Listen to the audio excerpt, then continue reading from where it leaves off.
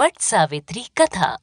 भद्र देश में अश्वपति नाम का राजा था, जिसके संतान नहीं थी। उसने बड़े बड़े पंडितों को बुलाया और कहा, मेरे संतान नहीं है, इसलिए तुम ऐसा उपाय करो जिससे मेरे संतान हो जाए।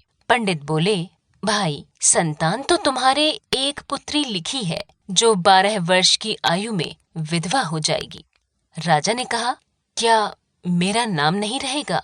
बाद में खूब यज्ञ हवन इत्यादि कराए।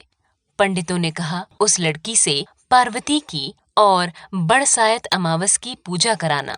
जब सावित्री बड़ी हुई तो उसका विवाह सत्यवान के साथ कर दिया।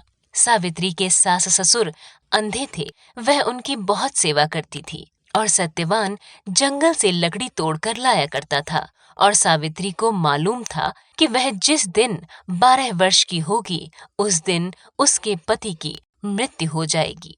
जिस दिन वह 12 वर्ष की हुई, उसी दिन वह अपने पति से हाथ जोड़कर बोली, आज मैं आपके साथ चलूंगी। सत्यवान बोले, तू मेरे साथ चलेगी तो मेरे अंधे माँ बाप की सेवा कौन करेगा? अगर वो कहेंगे तो मैं तुझे ले चलूंगा। फिर वह अपने सास ससुर के पास गई और जाकर बोली, आप कहें तो आज मैं जंगल देखने चली जाऊं। वे बोले, बहुत अच्छी बात है, चली जा। जंगल में जाकर सावित्री तो लकड़ी तोड़ने लगी और सत्यवान पेड़ की छाया में सो गया।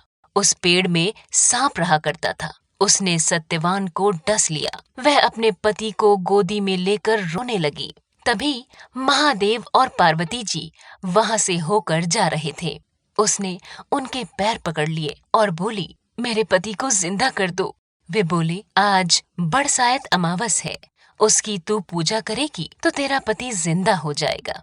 इससे वह खूब प्रेम से बड़ की पूजा करने लगी। उसने बड़ के पत्तों को गहना बनाकर पहना, जो हीरे मोती के हो गए। इतने में धर्मराज का दूत आ गया और उसके पति को ले जाने लगा। सावित्री ने उसके पैर पकड़ लिए। धर्मराज बोले, तू वरदान मांग। सावित्री ने कहा, मेरे माँ बाप के पुत्र नहीं हैं, वे पुत्रवान हो जाएं। धर्मराज बोले, सत्य वचन हो जाएगा। फिर वह बोली, मेरे सास ससुर अंधे हैं, उनके नेत्रों में ज्योति आ जाए। धर्मराज ने यह वर भी दे दिया। फिर भी सावित्री ने धर्मराज का पीछा नहीं छोड़ा। धर्मराज ने कहा, अब तुम्हें और क्या चाहिए? सावित्री बोली, मुझे 100 पुत्र हो जाएं। धर्मराज बोले, तथास्तु। फिर वह सत्यवान को ले जाने लगे। तब सावित्री बोली, हे महाराज, आप मेरे पति को ले जाएंगे तो पुत्र कहाँ से होंगे? धर्मराज ने कहा, सती, तेरा सुहाग तो नहीं था, परंतु बरसायत अमावस करने से और पार्वती जी की पूजा करने से तेरा पति जीवित हो जाएगा।